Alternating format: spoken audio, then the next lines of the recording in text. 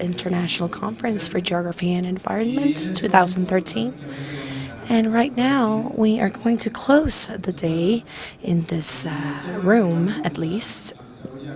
And the subject that our speakers will be talking about is spatial information creation. This subject is related to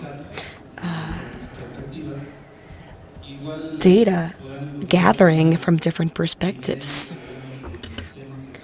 You can find some differences in the subjects that each of the speakers will be talking about, but I believe that it is interesting to be able to find a common spot in these two presentations. And we will talk about it the best way possible. The first subject is presented by Fernando López Martín. And the subject is participatory cartography and collaborative cartography, territorial conscience, and the means for territory management, the case of Aragon, Spain. I will share some of the experiences that Fernando has had. I won't go deep into this. He is a PhD in geography, master's in Open University, and postgraduate in the University of Zaragoza. He has published several articles on climate cartography and territory retaining. Another one of the subjects that he has developed has to do with his PhD thesis, which talked about climate and on the city of Zaragoza. So now we will give the floor to Fernando so that we can make use of the time we have available.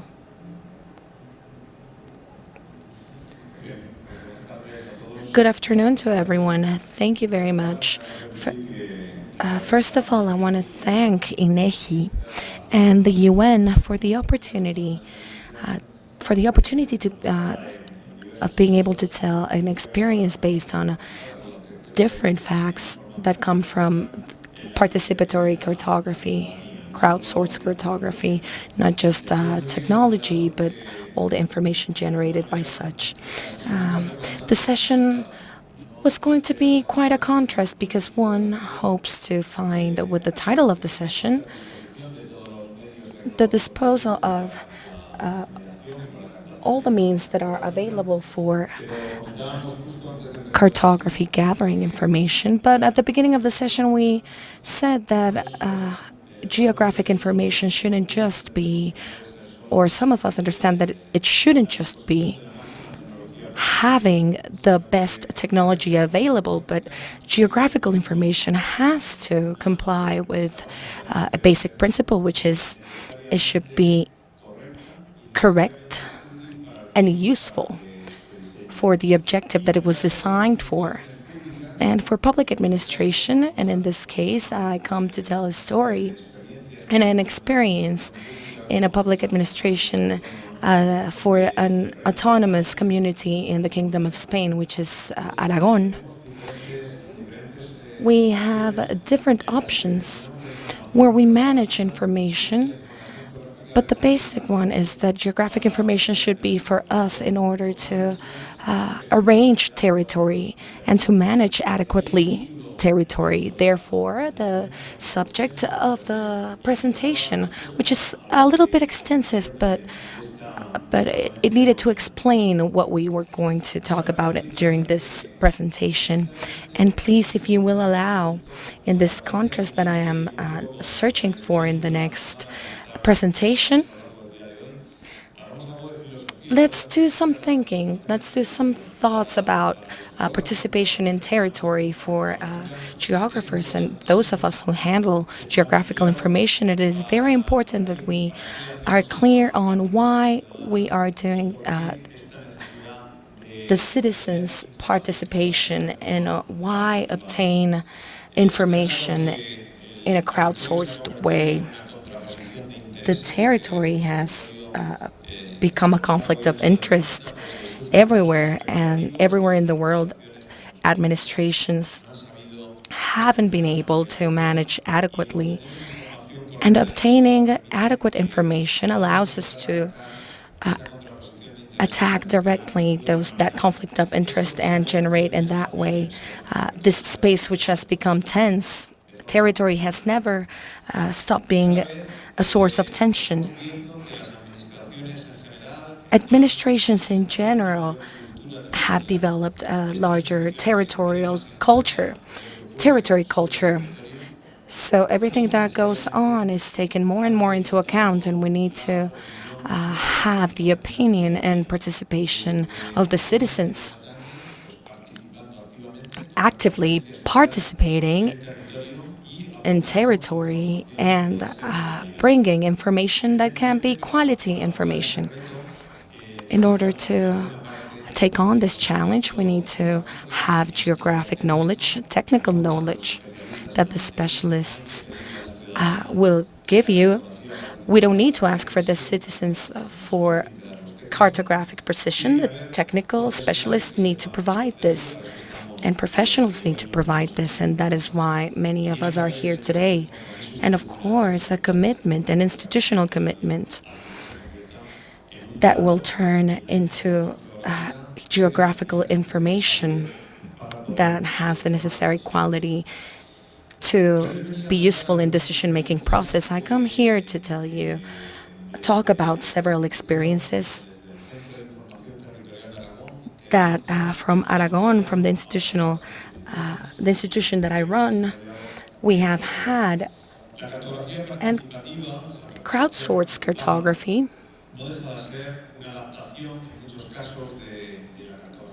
is an adaptation of conventional cartography, a methodology that allows better knowledge locally, where the parties involved become actual researchers of their territory.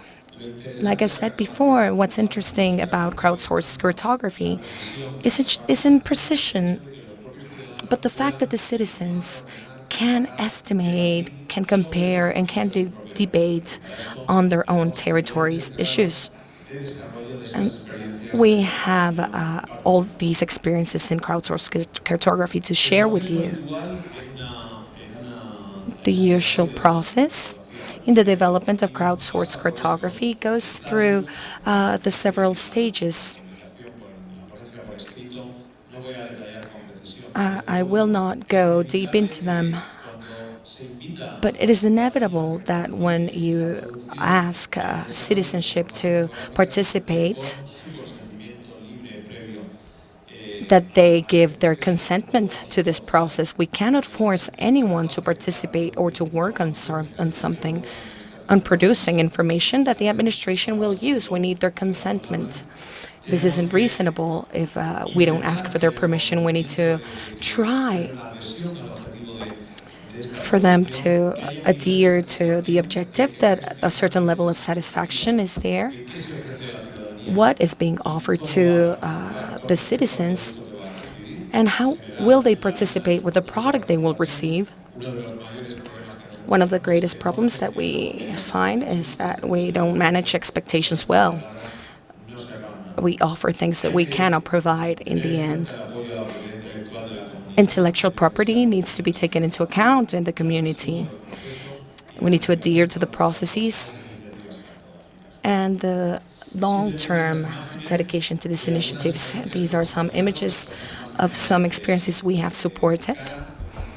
This is from Cara, a city from Togo, where through a participatory process we collaborated with the students, the geography students from the University of Togo and the Geographers School from Spain, an OpenStreetMap.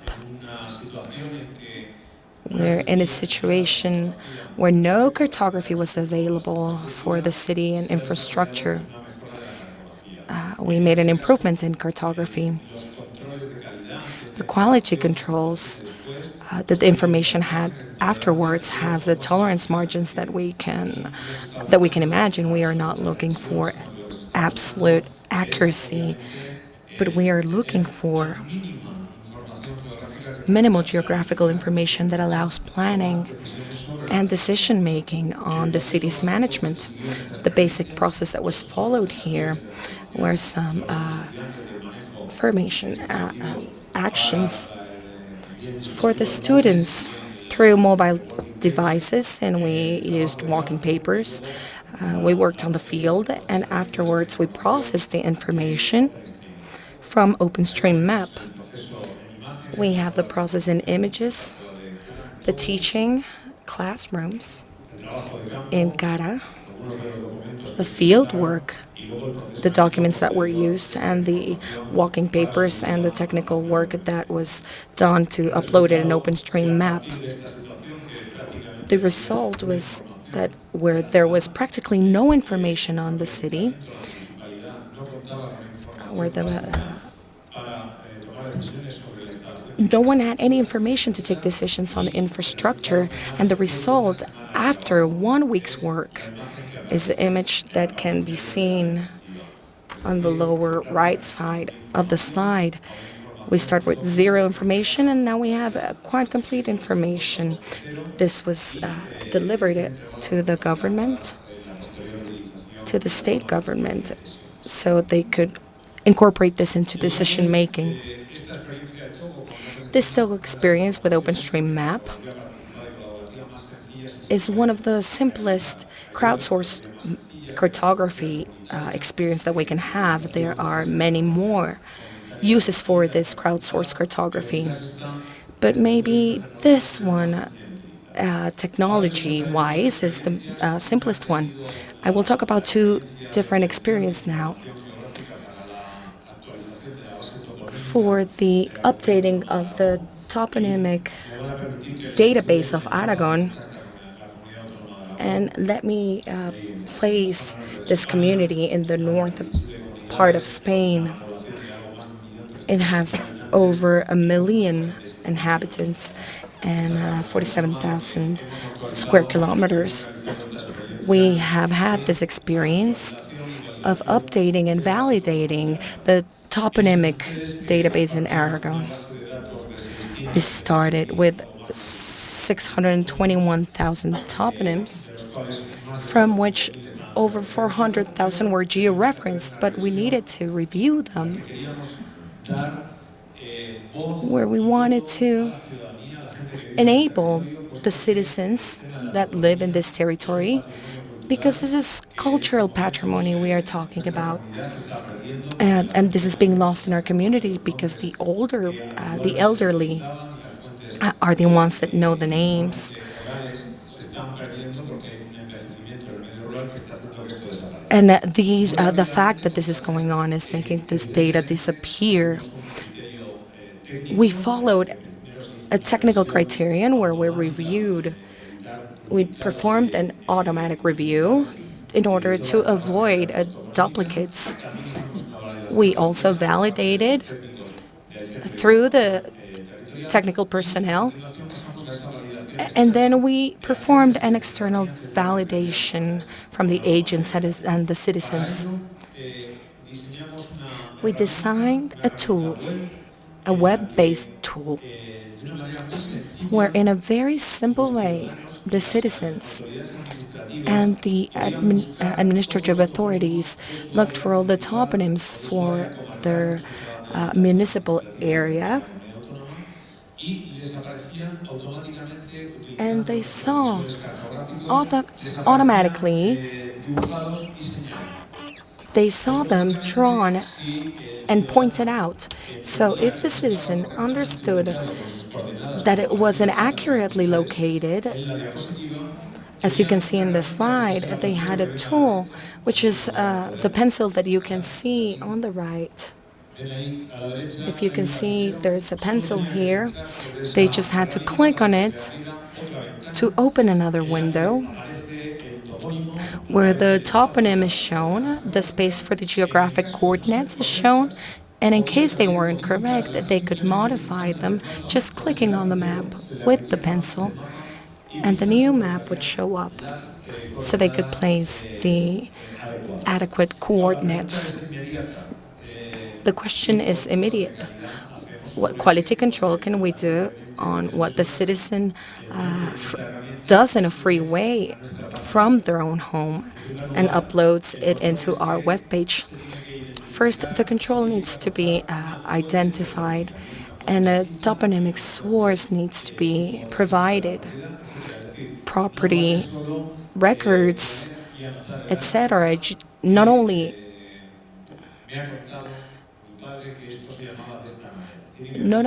from, it has to be from an official source, and automatically a validation process will begin. This has been the record for the weeks we have had the tool open for operations. The process needs to be closed still, but we have had a constant growth on the citizens' participation in this toponymic database. You can see the Aragon map with several location points. We have done a weekly map where we detailed where the contributions came for this database.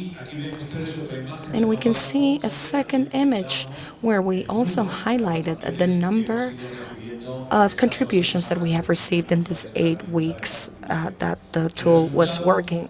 The result is that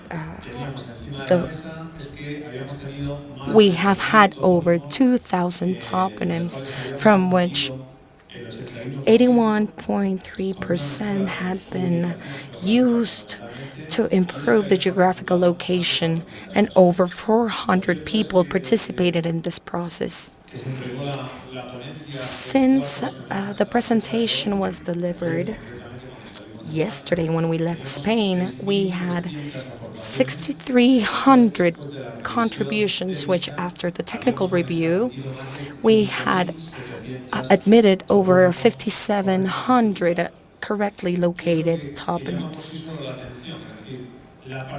The participation from the citizens with a certain technical control has assumed that there are 5,700 more toponyms that are adequately written and accurately located on the territory. This is what we are looking for with the participation, that they help out, that the citizens help out.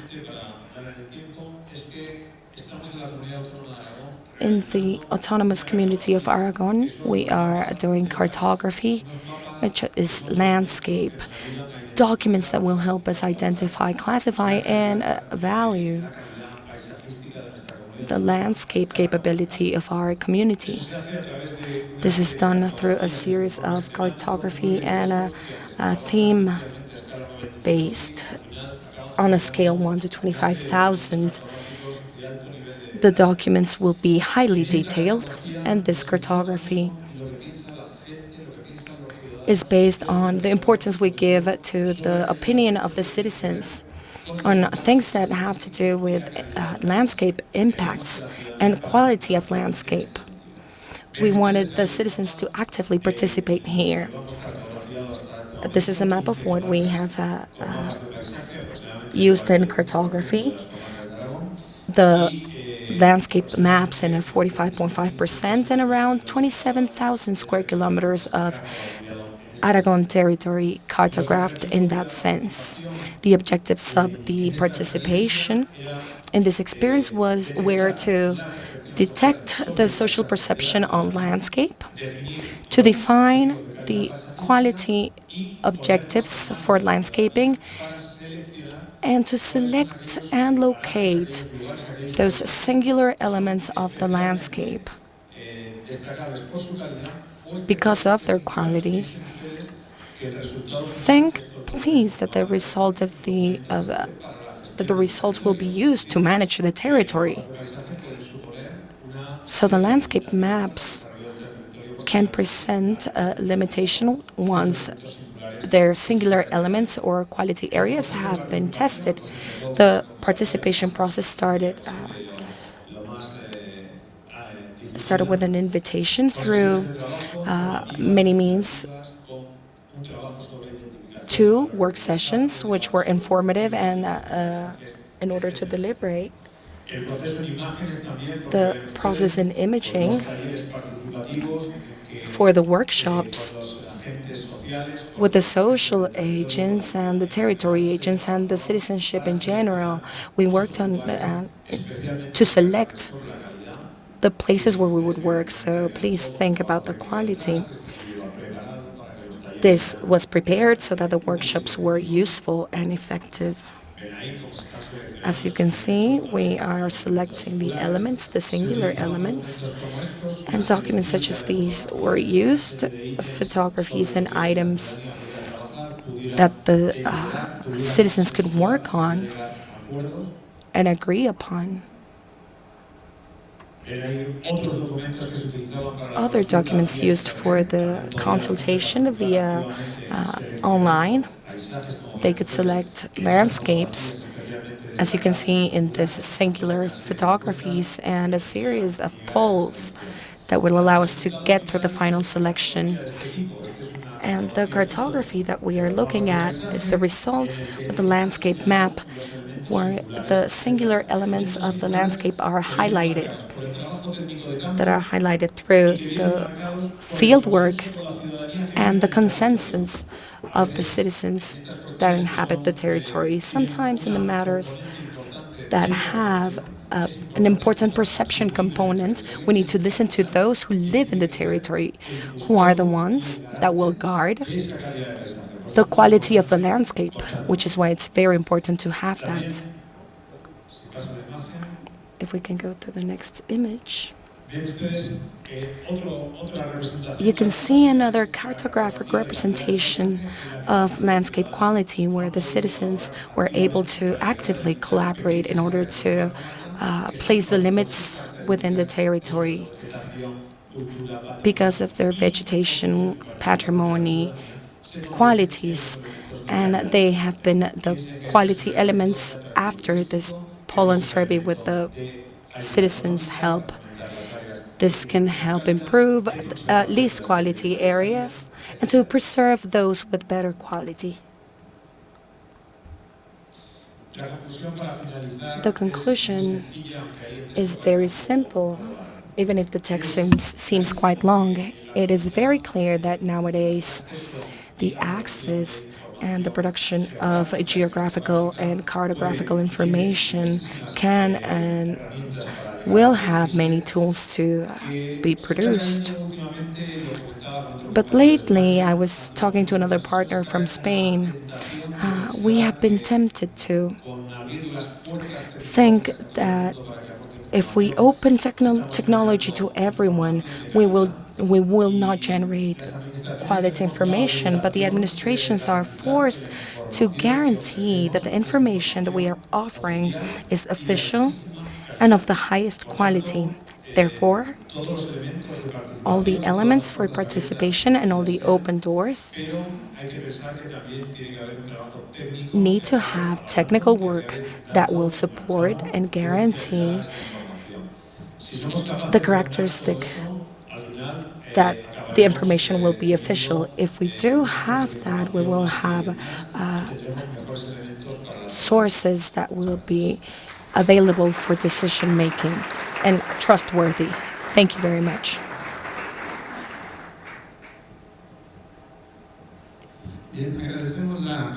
We thank the participation of Dr. Fernando López. We will continue with the next presentation in order to leave some Q&A time at the end. The next presentation is named the Mexico Spatial Agency, which is presented by Dr. Mendieta. He comes from the National Autonomous University in Mexico. He's a master for the Telecommunications School in France for optical telecommunications from the Energy Research Institute in Mexico. He worked in several projects for optical fiber systems, and while in the University of Utah in the United States, he worked in the spatial field. And in Ensenada ICESE Institute, In the CONACYT, he formed a group and a laboratory for photonic communications where he presented several projects for telecommunications and spatial. He has taken diverse courses in this and directed several courses in master's degrees and PhDs courses. He has also worked in the telecommunication, optical secure networks. He has published several articles, and he has several patents. He has received several prizes, the Emilian Rosengut from the Engineer Academy, the Ericsson Telecommunications Prize, and the Optical Academy from Mexico. He directed the CICESE, and nowadays he is the general manager of the Mexican Spatial Agency. Welcome.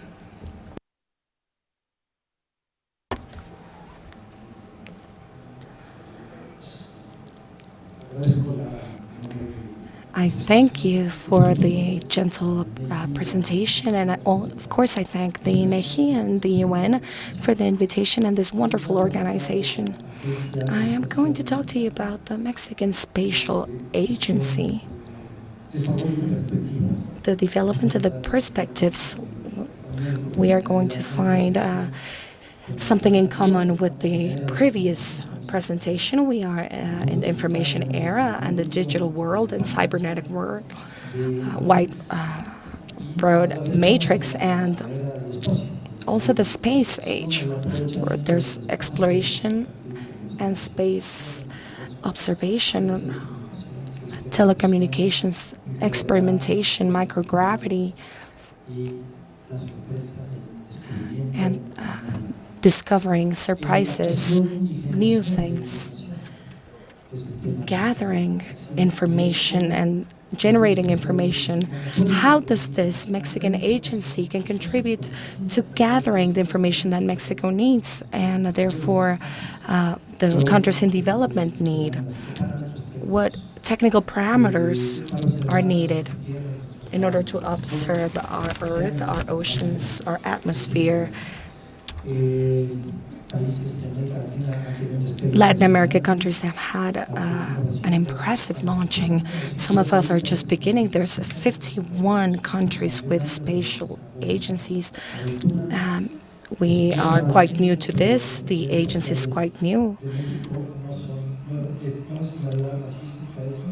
Isn't that the seismic alarm? I'm just asking. Let's hope it isn't. But if it is, we know what to do. We started quite late in the spatial, so we have to recover to make up for time lost. This is the list of subjects that we will address: Mexico and space, then the industry, the spatial industry, and the perspective for 2018. As I said, Mexico isn't new in this spatial age. We have had, since the Mayans, knowledge for agriculture, and we have had observatories and astrophysics knowledge. We have groups in different spatial sciences and astronomy, astrophysics, and important communication groups. In the federal government, we have several stations for satellites, and several activities will be launched in space and, of course, in Earth, complementary with the land's networks, the Earth's observation of the sea and the atmosphere. And we will make special emphasis in natural disasters. We are dependent upon information that isn't generated by us.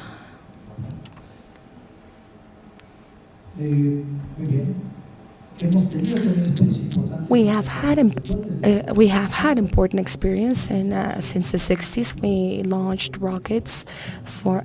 Since the 60s, we launched several rockets for instrumentation.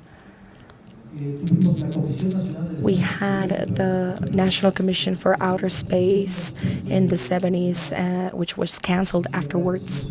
Several suborbital missions were performed, and it was in the Ministry of Transportation, as the spatial agency is nowadays. Afterwards, there wasn't a lot of new things until the 80s, until Mexico purchased Morelos, 2 satellites. And we took advantage of that in order to gather information from Hughes, from the NASA, which is now not under operation.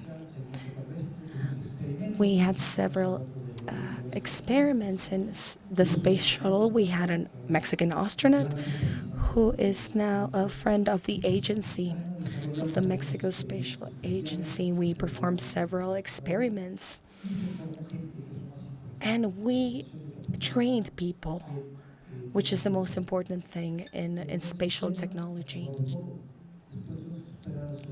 Then we had to wait until the Solidaridad satellite, which was the second generation of satellites in Mexico. It was with the Ariane 4.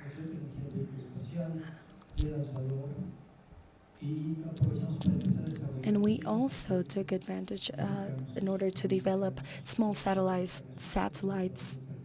made by Mexicans with other important sensors. Afterwards, in 2000, in the 2000s, the systems were bought by the private sector, and nothing new was developed here, except some technology in small satellites was performed in order to develop spatial capabilities. And these capabilities are a lot. And communications are the ones that we should highlight. Hardware, applications, communication channels, and content. Education, electronic government, and disaster relief. And spatial networks coordinated with land networks. And capabilities have been also built in different areas. We have trained people. Those of us who are in the first generations, we now have academic descent. There's men, there's women, and Mexico builds its spatial capabilities. These people know how to design the satellite subsystems, communications, control, cameras, observation of territory. And for the land segment, and of course in the universities and research centers, there's great capabilities in remote perception, solid land, with different types of sensors, and naturally having several integrated systems. So now the keyword is big data. The space industry has evolved quite well. But since this is a space age, it has evolved more in the area more than the space. And the challenge for this agency is to go to the spatial, go from manufacturing to developing.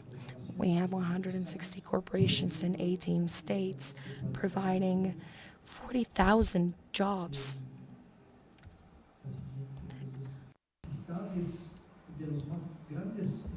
Okay, this is one of the largest receivers of direct foreign investment, and it is the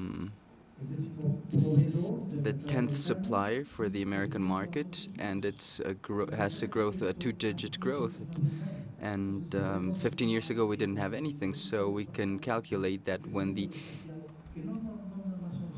growth of the spatial area, which is not just the satellites, the control centers, applications, and all the applications of communicating, observing, and locating through new GPS services, we will be able to capitalize this sector. So these are about the double digits. At the end of 2012, we had $5.5 billion in exports. It's one of the main, the favorite sectors for the Ministry of the Economy in Mexico. And the perspectives are quite large. We will reach over 100,000 employments at the end of the 6-year political period, and we will continue attracting direct foreign investments. And if we see the lower chart, Mexico is here, and the percentage, we will try to have the same position as Brazil in 2020, which is a challenge, but only introducing the space in the Mexican aerospace. Of course, you will not be able to see this. I apologize for this. All the niches can be exploited in Mexico when it comes to space communication and Earth observation from space. And we have the people, we have the commitment from the government, and we have some lines along the Mexican development plan that we will be able to exploit. So why do we have a Mexican space agency? Why do we have a space agency? Why will we have, why will the government spend money in a country where we have many other challenges, like many countries do as well? So if I can just convince you of the partial usefulness of this agency, I will have fulfilled my mission in this conference. We have many potentials, and we are always attracted to do a little bit of everything, to travel, to communicate, to experiment zero gravity, to transport people, orbit or under orbit. But we have a spatial policy in Mexico, which is in the official gazette of the Federation, which sets and prioritizes the activities that have to do with the social needs of the country, which are safety, bandwidth, attention to disasters, sustainability, and for the Mexican environment. And employment is another very important social need. That's why we do this. And the most important thing is the education. So the Mexican Space Agency is, I'm going to skip this. This is a strategic framework of the Mexican Space Agency. In the government committee, we have different agencies from the military areas, and but specifically more from the educational areas. So the mission is to be a leading nation in the development of aerospace technology, to improve the quality of life, and to transform Mexico into a country with activity scientifics, which is also another social need. We have the 5 business blocks, Mexico with a quality that's prosperous and has a global responsibility. So this is space research plays a very important role in each one of these aspects. I won't talk in depth about it, but we work on 5 strategic pillars that are education of human capital, which is the most important thing, spatial science and technology, international relationships, and management and financing. Countries have always been propelled by the government sector, and in many of these is because a defense and military strategy. However, in Mexico, the civil agency, we entered into the agreements for the peaceful use of space, outer space. So in these next few slides, I will describe what we are doing when training people. I'm going to show it quickly and with pictures because we're running out of time, and as some people say, the only obstacle between you and the toast is me. So I'm going to be quick in this last few slides. So we want to induce people, the young people, to become interested in outer space. We have carried out experiments made by Mexicans. We have launched rockets designed by Mexicans. This is in Baja California. And we are currently working with technology for small satellites because there's a change in the paradigm, which is the learnings from the internet, which is that something large can be improved into something smaller, like the internet, where we create an intelligent network. It is the law of Metcalfe which measures all this. And we're working on these satellites, which are small satellites, and are the ones that are being developed in Mexico on the left side of the chart. But not only as a profit per se, but also to build capabilities to evolve to larger platforms, so that the change in paradigm is a lower cost. And also the scientific research, we have different developments, and here is where it's more related to this subject. We have different very strong relationships and links with the states of the different states of the republic, so we are developing the new energetic and powerful Mexico in this age, in the space age, and the information age. We have a very important goal. Mexico is a great buyer and operator of satellites. We want to migrate, but not also to develop and innovate through these small satellites to build capabilities to minis and afterwards to larger satellites. Mexico has this system. The system has been bought. It has been launched. The first one on the right is called Bicentenario. The next one is called Centenario, and the last one Morelos Tres. However, we did not incorporate Mexican technology, and the challenge is that in the next generation, that will take place in 20 years, we will incorporate Mexican technology up to 40% of the space vehicle and 80% in the land segment. So how can we do that? We need to build capacities starting now.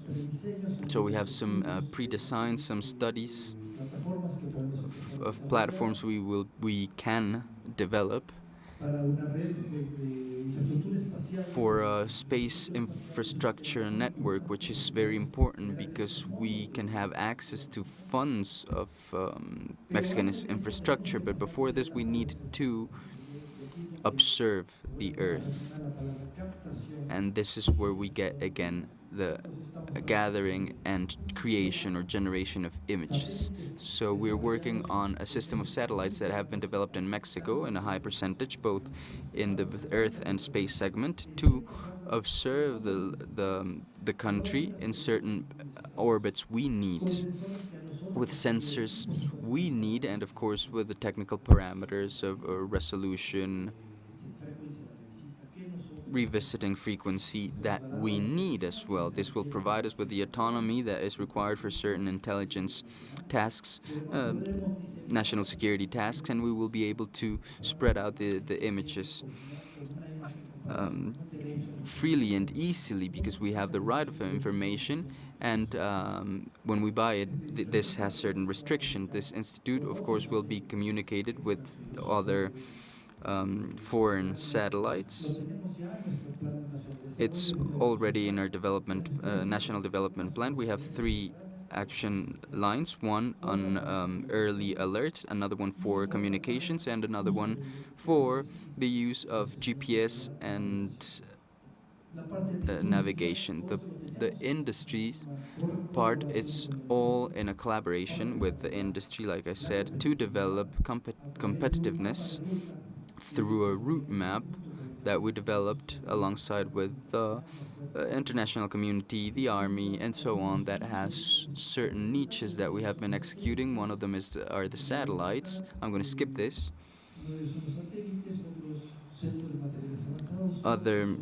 Others are standardization and accreditation centers, and we want to reach the 1% of participation in the global industry, which is a challenge, but it's about the percentage in which the total Mexican industry participates in the industry of the planet. This is a timeline.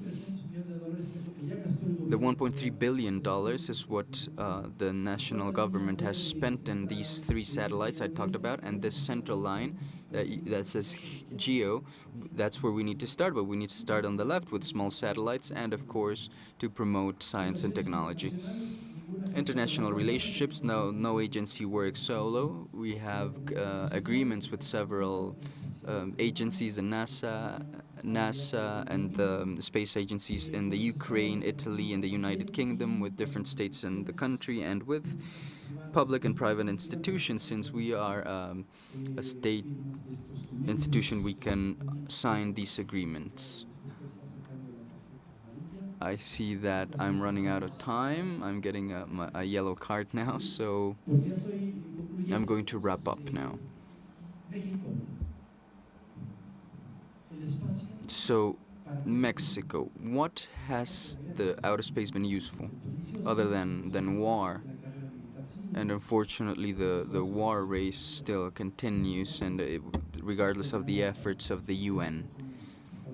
Now, Mexico always signs the agreements for peaceful use of outer space, and the countries that have been able to position themselves from 1957 with the launch of Sputnik, and even actually this week is the World Week of Space. It started on October 4th, 1957, the launch of Sputnik, and it ended on October 9th, which is when the International Treaty for the Peaceful Use of Space was undersigned. So it's a full week that we are celebrating. So what have the countries done? The ones that have taken advantage of space, they have saved life, they have protected life, they have protected the environment, they have had an impressive flow of information.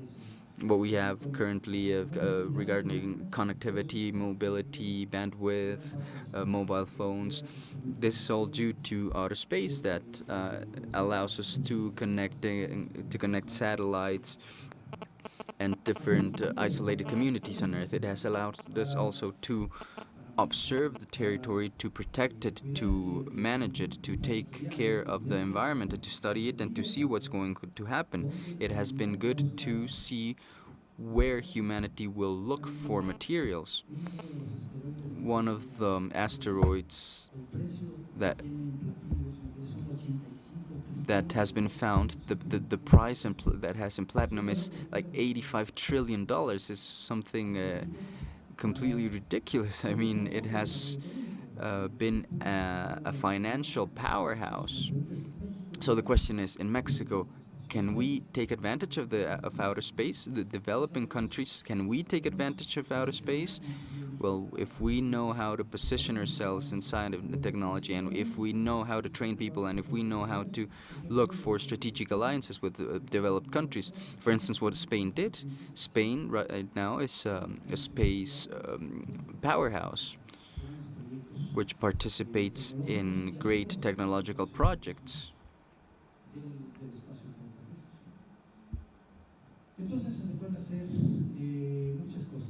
So we can do many things, and the vision we have for 2030 in Mexico and outer space is, of course, to be a solution for social needs.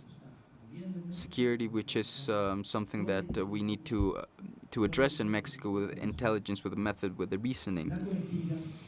And connectivity, which right now bandwidth is a constitutional right based on the reform of telecommunication reform that took place a few weeks ago. It's something as vital as health, freedom, water. Mexico was hit by natural phenomena a few weeks ago, and it's sad what happened in Mexico, and outer space is an intelligent solution, not only for attention after the events, but also for the prevention of these events. And of course the environment, which is very important. So we need to develop what we need, not only what's in the market and just buy it and operate it, our own communication satellites with a high national integration to exploit the niches, the very impressive niches that are appearing.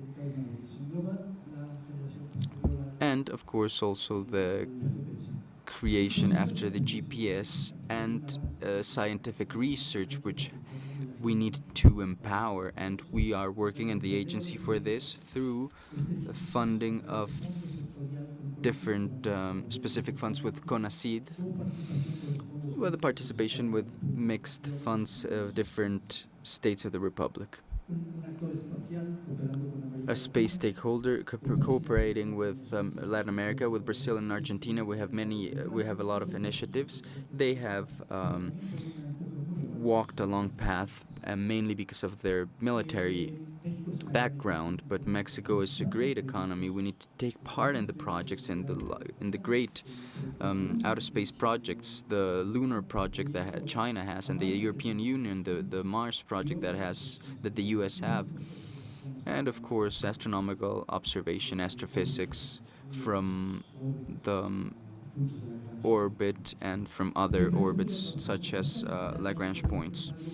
And this is finally the transportation of goods and services.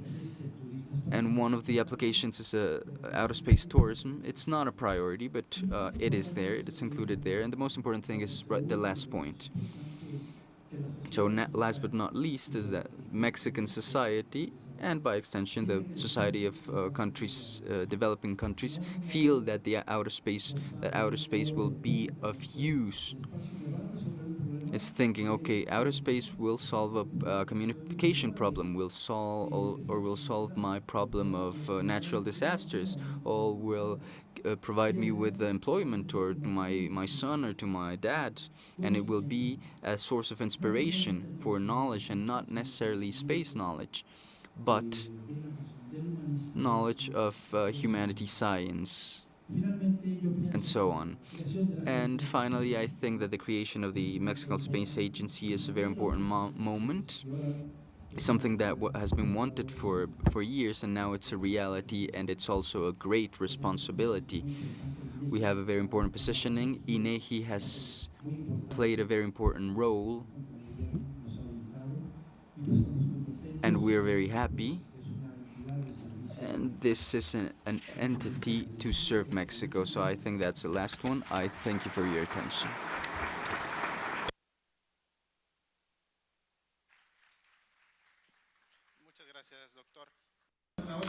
Thank you very much. Okay, now we would like to open the floor. Like Dr. Mendieta said, we all want to go to the toast, but we need to wrap up properly. So if you have any questions for our speakers, we will gladly answer them.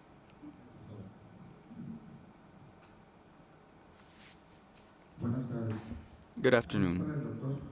Good evening. It's for the doctor. It caught my eye that Sonora, the state of Sonora, was one of the states that had more aerospace companies, and they are not in any of the agreements or participations, the universities or the state, with the agency, with your agency. What is the reason for this?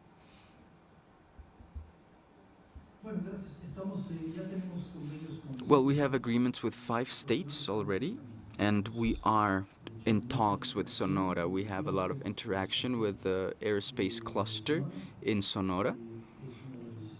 It is one of the states that are leading. Each state has their own style and their own agenda, and the fact that we haven't signed an agreement, it doesn't mean that we haven't interacted.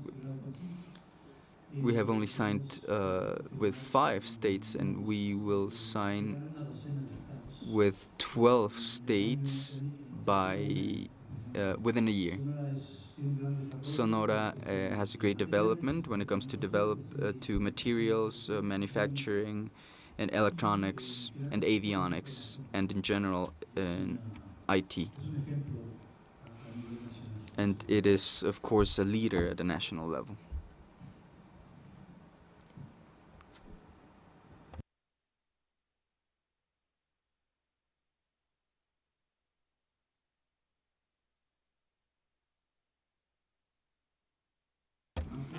Good evening. More than a question is the linkage we looked for in both presentations. In the case of Spain, he talked about the commitment and the engagement of people, and that would look after this patrimony, and I would compare it with what's going on here. That is the linkage, that we must all be involved within our capabilities, and I think that's what will strengthen us And as like in your case, the project was achieved, but at the end, with everyone's participation, and in this case, we will not only be the new generations involved, but all of us that are a little bit older, we also have the knowledge and the expertise, and we need to promote the participation from everyone from our point of view, because all the industry is modified, and we are all involved in these matters. Not only the new generations that will be trained specifically. I would like to take both your examples and take it to my community that I've been working with high school kids for the last 2 years. And well, you have the key to upload all that information, and like you said, this is a job of the entire community to be involved, committed, engaged with something that has to do with Mexico, with outer space, and we need to be proud of that. And I just wanted to comment on that. It's not really a question. Yes, I agree. I completely agree. I think that the limited time that we have for the presentations does not allow us to go in more in depth. But it's clear that us in the Aragon Center, we increase, or we foster the participation of the citizens, but also the plans that we developed at a more strategic level. We carry out these policies. Right now, we just finished approving the cartographic plan of the autonomous community, and this has been a process that has included also the community, and we are also formulating the cartographic norm, which not only impacts us but also the users or the producers.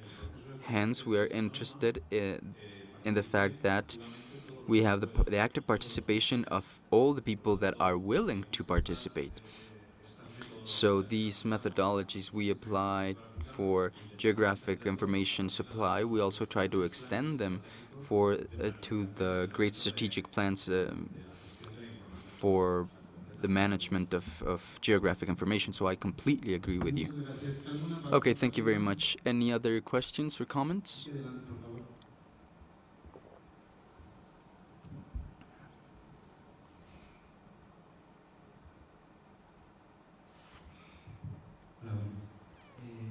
Good evening. I would like to ask a question to each one of you. So, Fernando, about the toponymics project, which I think it's a need because it's the older people, the elderly that know the toponyms in the rural areas.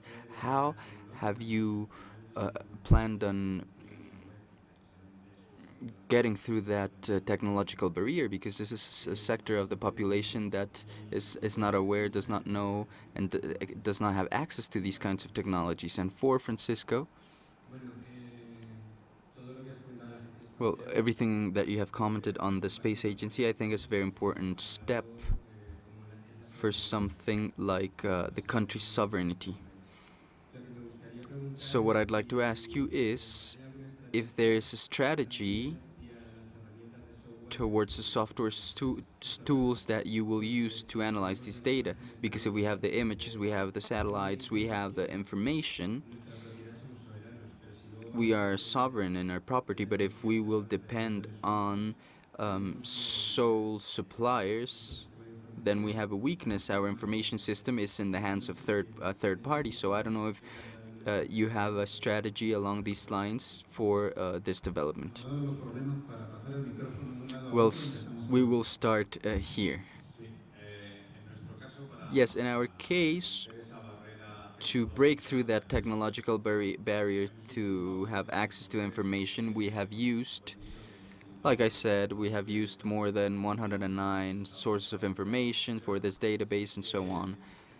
We have used also the comarcas, which are regions in Spain that foster this task, and we have created an organization with the municipalities and the comarcas, so they can have the open doors and they can have access to the internet, or they could just say it and someone would help them. And we have posted a telephone number and an email address, but especially that telephone number, so that this web tool has allowed us to, in let's say 8 weeks, we can have more than 6,000 inputs, but the tool will always be open because this is not a closed process. We have a legal binding, that we have a decree that the nomenclator of Aragon will make official and be put in force, but it has to be open, and twice a year the new incorporations will be approved. So we help everyone that wants to participate in this topic, as long as they can be credited, of course. And we are open to the elderly people that, of course, have the ones that have the most information on this regards. Yes, well, about the question on the sovereignty, autonomy, and independence, well, we live in a global world. Many of the things have to be developed globally. But on the other hand, we have specific needs, and more than really looking for independence, we look for sovereignty. More than isolation, we look for autonomy, and especially in certain areas that have to do with strategic matters, national safety, natural resources, petroleum or oil in the Gulf. But if you ask me, okay, if Mexico will creates their own or builds their own satellites, they will depend on foreign launchers. But at the end of the day, we have a chain value, and we are not a link of that chain. We are just buyers on one end, and on the other end, we are excellent researchers that provide free information.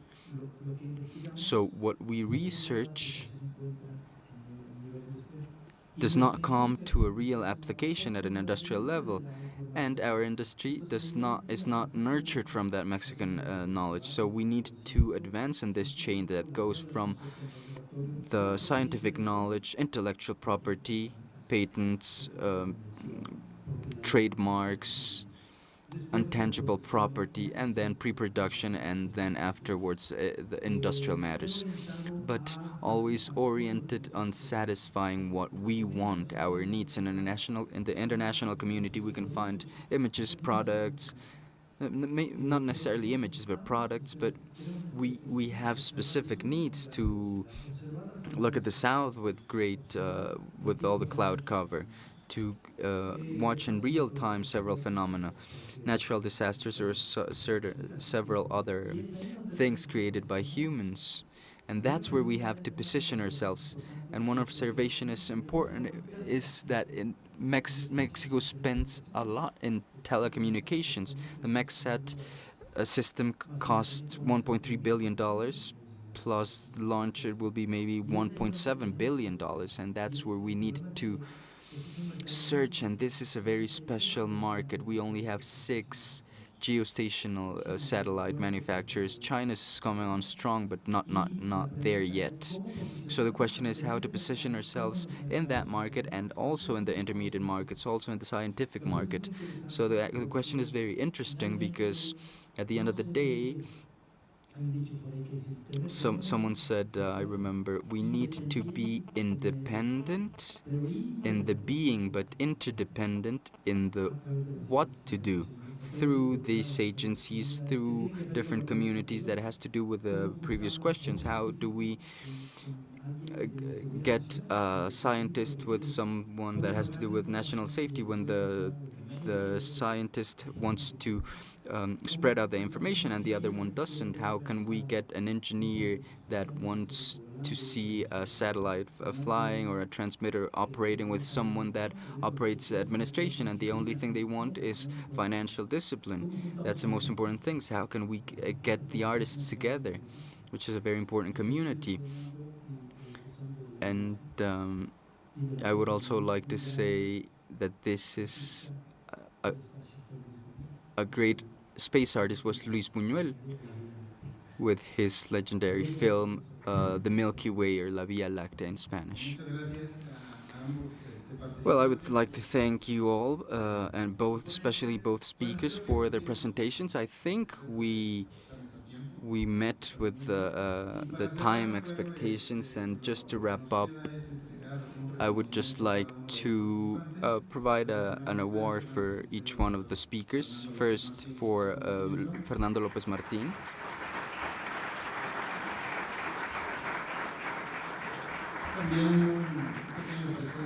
Also a small gift from the organizers, and also I would like to thank Francisco Javier Mendieta. We thank you for your participation.